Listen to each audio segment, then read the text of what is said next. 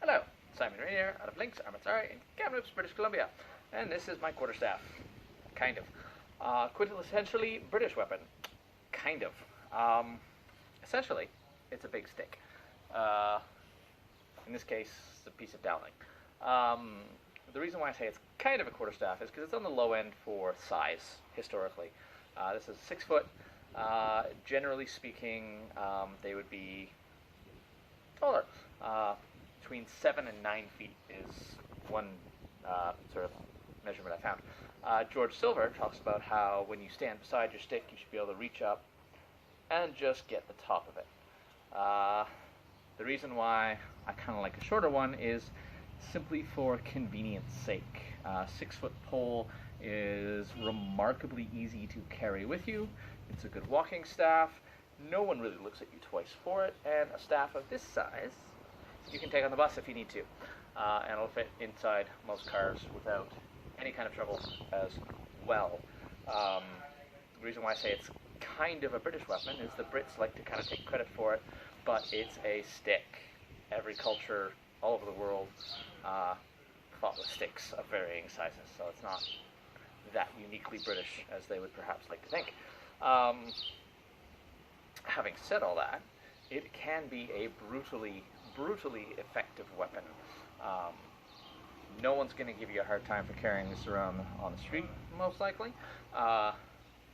But in, shall we say, dedicated, determined hands, it can be more deadly than a sword, particularly if someone is wearing armor.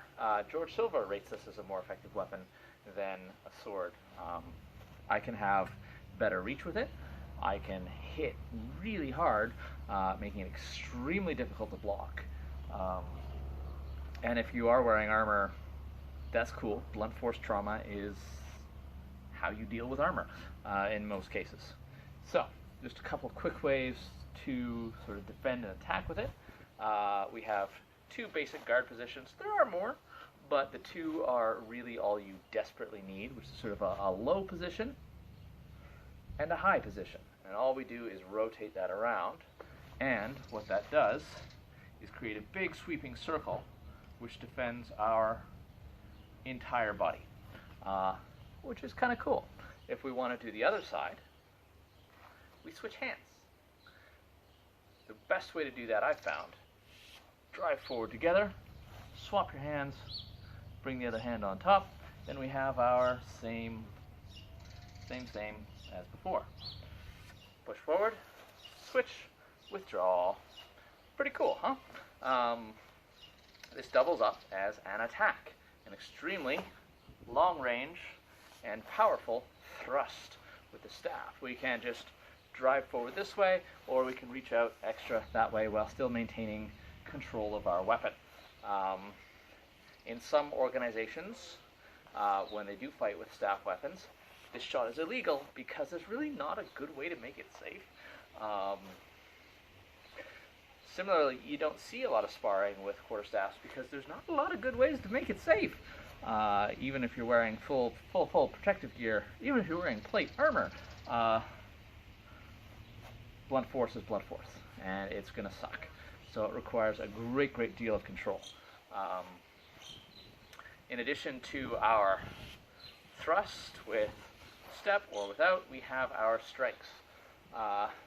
From here, we're bringing it around to our low guard, we can deliver a good solid downward strike there. From below, we can strike low.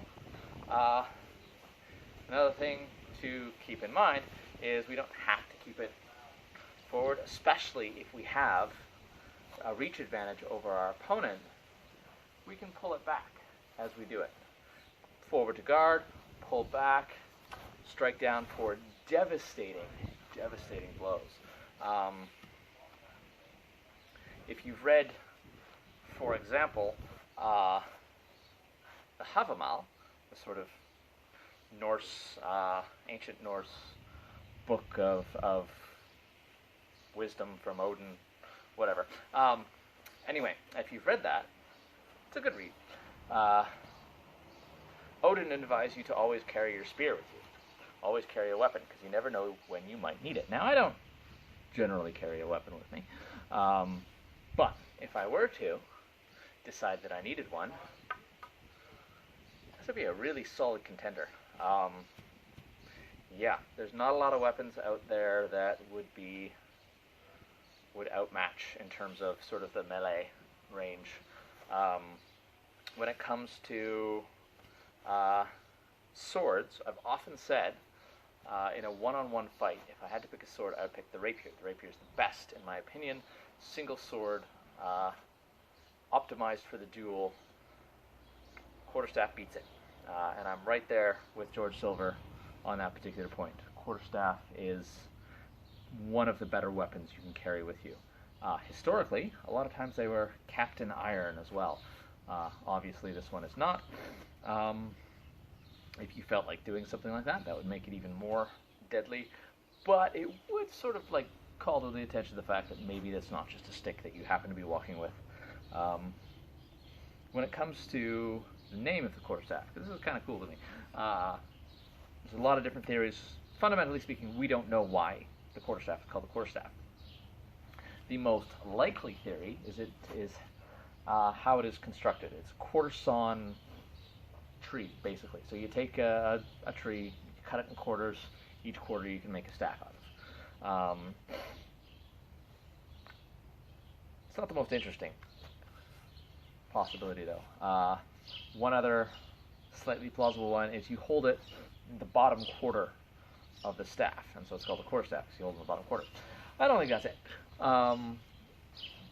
As I said, the first explanation is probably more likely, but the one I like the best is the quarterstaff is called a quarterstaff, not from the measurement quarter, but from the idea of mercy. You're using a quarterstaff to give your opponent quarter, to show mercy on them, in that you're going to maim them and not necessarily chop limbs off. I kind of like that one. It's more kind of poetic, if you will. Not the most historically plausible, but hey, we don't know anyway, so say what you want. Yeah, if you do choose to practice with these, do be careful of your training partners. If you break them, you don't get a new one. They are extremely, extremely dangerous in the right hands, or the wrong hands. But, as I've said before, and will say again, I'm sure, sometimes it's just fun to play with really big sticks and hit people with them, gently, in a, friendly context. So yeah, if you're interested in further reading, check out George Silver or Joseph Svetnam, two excellent sources for the quarterstaff. Interestingly, with George Silver, he has a big section devoted to the quarterstaff, and when he starts talking about the two-handed sword, basically all he says is, all that stuff with the stick, now do it with the sword. So, yeah, check out the quarterstaff. It's a fun weapon, and you can take it with you wherever you want. Cheers!